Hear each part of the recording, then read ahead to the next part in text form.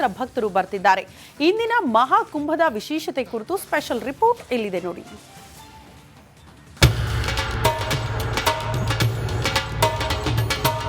ಸುಮಾರು 8ನೇ ದಿನ ಇವತ್ತು. ಎಲ್ಲೂ ಕೂಡ ಒಂದು ಸಣ್ಣ ಜಾಗವೂ ಕೂಡ ನಿಮಗೆ ಖಾಲಿ ಕಾಣಿಸೋದಿಲ್ಲ. ಅಷ್ಟು ಜನಸಂಖ್ಯೆ, ಅಷ್ಟು ಯಾತ್ರಿಕರು. ಪ್ರತಿ ದಿನವೂ ಕೂಡ ಯಾತ್ರಿಕರ ಸಂಖ್ಯೆ 9 ಕೋಟಿವರೆಗೂ ಕೂಡ ಸಂಗಮಕ್ಕೆ ಬಂದು ಸ್ನಾನ ಮಾಡಿರುವಂತಹ ಜನರ ಸಂಖ್ಯೆ ಅನ್ನೋದ್ರ ಬಗ್ಗೆ ಉತ್ತರ ಪ್ರದೇಶ ಸರ್ಕಾರ ಒಂದು ಲೆಕ್ಕವನ್ನ ಕೊಟ್ಟಿದೆ, ಅಂದಾಜು ಲೆಕ್ಕವನ್ನ ಕೊಟ್ಟಿದೆ. ಪ್ರತಿ ದಿನವೂ ಕೂಡ ಆ ಸಂಖ್ಯೆ ಹೆಚ್ಚುತ್ತಾನೆ ಇದೆ. ಪ್ರತಿ ದಿನವೂ ಕೂಡ ಬರುವ ಯಾತ್ರಿಕರ ಸಂಖ್ಯೆ ಏರುತ್ತಾನೆ ಇದೆ.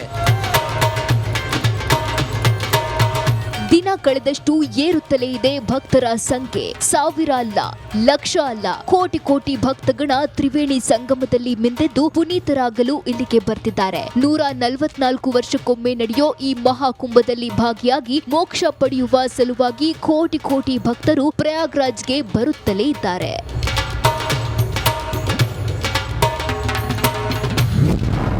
8 ದಿನ ಬರೋಬ್ಬರಿ 10 ಕೋಟಿ ಮಂದಿ ಭಕ್ತರ ಭೇಟಿ. ಎಲ್ಲೆಲ್ಲೂ ಜನಸಾಗರ. Republic ground report.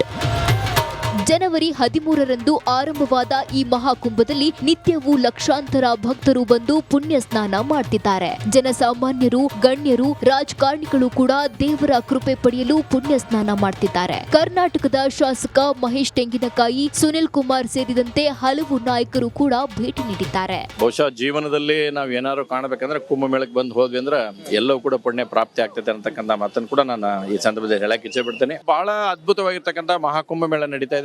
ಕರ್ನಾಟಕ ಮತ್ತು ಇಡೀ ಉತ್ತರ ಕರ್ನಾಟಕ ಅಲ್ಲ, ಇಡೀ ಕರ್ನಾಟಕದ ಜನ ಇದರಲ್ಲಿ ಭಾಗವಹಿಸ್ರಿ. ಇಲ್ಲಿ ಯಾವುದೇ ರೀತಿಯಾದಂಥ ಸಮಸ್ಯೆಗಳು ಏನೂ ಇಲ್ಲ. ಬಹಳ ಅತ್ಯದ್ಭುತವಾದಂಥ ವ್ಯವಸ್ಥೆಗಳಿದ್ದಾವೆ. ಚಳಿ ಇರ್ತಕ್ಕಂಥ ಕಾರಣಕ್ಕೆ ಚಳಿಗೆ ಏನು ಬೇಕೋ ಆ ರೀತಿಯಾದಂಥ ವ್ಯವಸ್ಥೆಗಳನ್ನು ತಾವು ಮಾಡ್ಕೊಂಡು ಬಂದರೆ ಉಳಿದಂಥ ಎಲ್ಲರೂ ನಾವು ನೋಡ್ತಾ ಇದ್ದೇವೆ. ಅನೇಕರು ಎಲ್ಲೆಲ್ಲೂ ಮಲ್ಗಿ ಮಾಡುವಂಥದ್ದನ್ನು ಕೂಡ ನಾವು ನೋಡಿದ್ದೇವೆ. ಅಂದರೆ ಇದರಲ್ಲಿ ಯಾವುದೇ ರೀತಿಯಾದಂಥ ಭಿನ್ನ ಭಾವ ಅನ್ನುವಂಥದ್ದಿಲ್ಲ. ಹೀಗಾಗಿ ಎಲ್ಲರೂ ಬರಬೇಕು, ಈ ಪುಣ್ಯ ಸ್ಥಾನದಲ್ಲಿ ಭಾಗವಹಿಸಬೇಕು, ದೇವರ ಆಶೀರ್ವಾದವನ್ನು ಪಡ್ಕೊಳ್ಬೇಕು ಅನ್ನೋಂಥ ವಿನಂತಿ.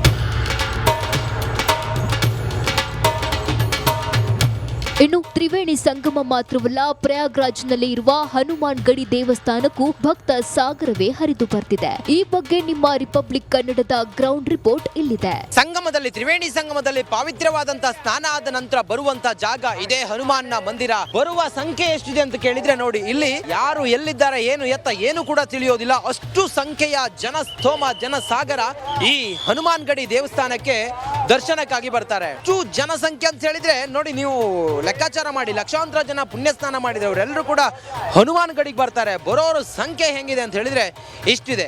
ಪ್ರಯಾಗ್ರಾಜ್ನ ಮಹಾಕುಂಭ ಮೇಳದ ದಡದಲ್ಲೇ ಇರುವಂತ, ಗಂಗೆಯ ದಡದಲ್ಲೇ ಇರುವಂತ ಹನುಮಾನ್ನ ಮಂದಿರ. ತಾವು ಯಾರಾದ್ರೂ ಕರ್ನಾಟಕದಿಂದ ಬರುವವರಿದ್ರೆ ಈ ದೇವಸ್ಥಾನಕ್ಕೆ ಬಂದು ದರ್ಶನವನ್ನ ಮಾಡಿ ತಾವು ಪುನೀತರಾಗಬೇಕನ್ನೋದು ರಿಪಬ್ಲಿಕ್ ಕನ್ನಡದ ವಿಚಾರ.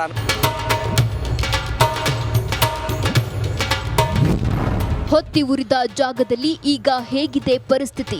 ದೇವಭೂಮಿ ಪ್ರಯಾಗ್ರಾಜ್ನಲ್ಲಿ ನಿನ್ನೆ ಸಂಜೆ ಸುಮಾರು 4 ಗಂಟೆ ಸುಮಾರಿಗೆ ಸಂಭವಿಸಿರುವಂತಹ ಭೀಕರವಾದಂತಹ ಬೆಂಕಿ ಅನಾಹುತ ಇದೆಯಲ್ಲ, ಸಂಪೂರ್ಣವಾಗಿ ಇಲ್ಲಿದ್ದಂಥ ಸುಮಾರು 150ರಿಂದ 200 ಟೆಂಟ್ಗಳು ಎಲ್ಲವೂ ಕೂಡ ಸುಟ್ಟು ಕರಕಲಾಗಿತ್ತು.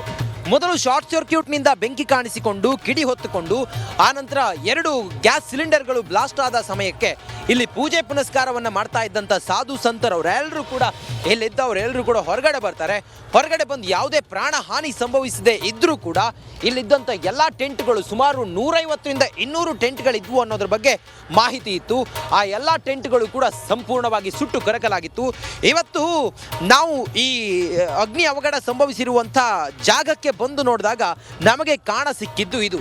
ಸಂಪೂರ್ಣವಾಗಿ ಎಲ್ಲ ತಗಡುಗಳನ್ನು ಹಾಕಿ ಇಲ್ಲಿ ಆಗಿರುವಂಥ ಇನ್ಸಿಡೆಂಟ್ ಆಗಿರುವಂಥ ಎಲ್ಲ ಜಾಗಗಳನ್ನು ಸಂಪೂರ್ಣ ಸೀಲ್ ಮಾಡಿದ್ದಾರೆ.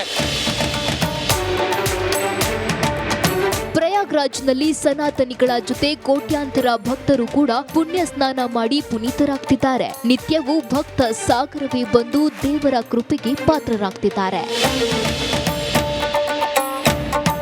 ರಂಜಿತ್ ಶಿರಿಯಾರ್, ರಿಪಬ್ಲಿಕ್ ಕನ್ನಡ, ಉತ್ತರ ಪ್ರದೇಶ. ಭಕ್ತರು ಬರ್ತಿದ್ದಾರೆ.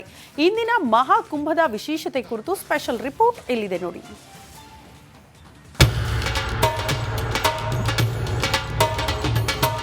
ಸುಮಾರು 8ನೇ ದಿನ ಇವತ್ತು.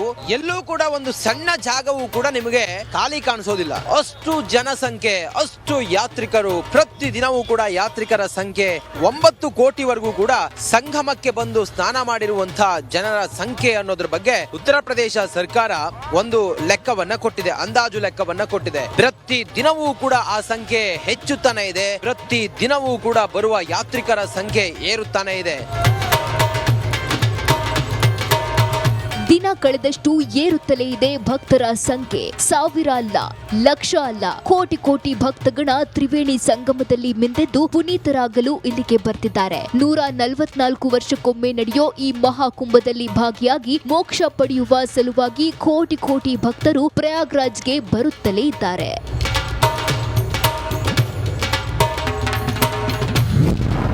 8 ದಿನ ಬರೋಬ್ಬರಿ 10 ಕೋಟಿ ಮಂದಿ ಭಕ್ತರ ಭೇಟಿ. ಎಲ್ಲೆಲ್ಲೂ ಜನಸಾಗರ. Republic ground report.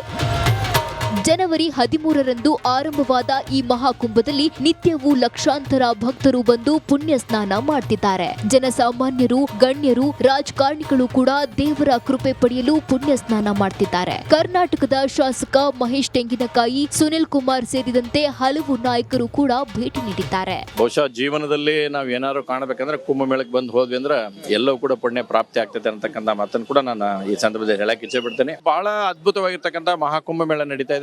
ಕರ್ನಾಟಕ ಮತ್ತು ಇಡೀ ಉತ್ತರ ಕರ್ನಾಟಕ ಅಲ್ಲ, ಇಡೀ ಕರ್ನಾಟಕದ ಜನ ಇದರಲ್ಲಿ ಭಾಗವಹಿಸ್ರೆ. ಇಲ್ಲಿ ಯಾವುದೇ ರೀತಿಯಾದಂಥ ಸಮಸ್ಯೆಗಳು ಏನೂ ಇಲ್ಲ.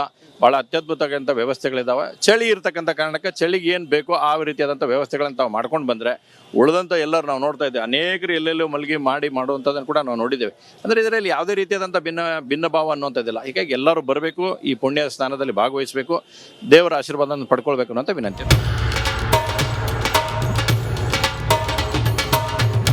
ಇನ್ನು ತ್ರಿವೇಣಿ ಸಂಗಮ ಮಾತ್ರವಲ್ಲ, ಪ್ರಯಾಗ್ರಾಜ್ನಲ್ಲಿ ಇರುವ ಹನುಮಾನ್ ಗಡಿ ದೇವಸ್ಥಾನಕ್ಕೂ ಭಕ್ತ ಸಾಗರವೇ ಹರಿದು ಬರ್ತಿದೆ. ಈ ಬಗ್ಗೆ ನಿಮ್ಮ ರಿಪಬ್ಲಿಕ್ ಕನ್ನಡದ ಗ್ರೌಂಡ್ ರಿಪೋರ್ಟ್ ಇಲ್ಲಿದೆ. ಸಂಗಮದಲ್ಲಿ, ತ್ರಿವೇಣಿ ಸಂಗಮದಲ್ಲಿ ಪವಿತ್ರವಾದಂತಹ ಸ್ನಾನ ಆದ ನಂತರ ಬರುವಂತ ಜಾಗ ಇದೇ ಹನುಮಾನ್ನ ಮಂದಿರ. ಬರುವ ಸಂಖ್ಯೆ ಎಷ್ಟಿದೆ ಅಂತ ಕೇಳಿದ್ರೆ ನೋಡಿ, ಇಲ್ಲಿ ಯಾರು ಎಲ್ಲಿದ್ದಾರೆ, ಏನು ಎತ್ತ ಏನು ಕೂಡ ತಿಳಿಯೋದಿಲ್ಲ. ಅಷ್ಟು ಸಂಖ್ಯೆಯ ಜನಸ್ತೋಮ, ಜನಸಾಗರ ಈ ಹನುಮಾನ್ ಗಡಿ ದೇವಸ್ಥಾನಕ್ಕೆ ದರ್ಶನಕ್ಕಾಗಿ ಬರ್ತಾರೆ. ಅಷ್ಟು ಜನಸಂಖ್ಯೆ ಅಂತ ಹೇಳಿದ್ರೆ ನೋಡಿ, ನೀವು ಲೆಕ್ಕಾಚಾರ ಮಾಡಿ, ಲಕ್ಷಾಂತರ ಜನ ಪುಣ್ಯ ಸ್ನಾನ ಮಾಡಿದವರೆಲ್ಲರೂ ಕೂಡ ಹನುಮಾನ್ ಗಡಿಗೆ ಬರ್ತಾರೆ. ಬರೋರ ಸಂಖ್ಯೆ ಹೆಂಗಿದೆ ಅಂತ ಹೇಳಿದ್ರೆ ಇಷ್ಟಿದೆ. ಪ್ರಯಾಗ್ರಾಜ್ನ ಮಹಾಕುಂಭ ಮೇಳದ ದಡದಲ್ಲೇ ಇರುವಂತ, ಗಂಗೆಯ ದಡದಲ್ಲೇ ಇರುವಂತ ಹನುಮಾನ್ನ ಮಂದಿರ. ತಾವು ಯಾರಾದ್ರೂ ಕರ್ನಾಟಕದಿಂದ ಬರುವವರಿದ್ರೆ ಈ ದೇವಸ್ಥಾನಕ್ಕೆ ಬಂದು ದರ್ಶನವನ್ನ ಮಾಡಿ ತಾವು ಪುನೀತರಾಗಬೇಕನ್ನೋದು ರಿಪಬ್ಲಿಕ್ ಕನ್ನಡದ ವಿಚಾರ.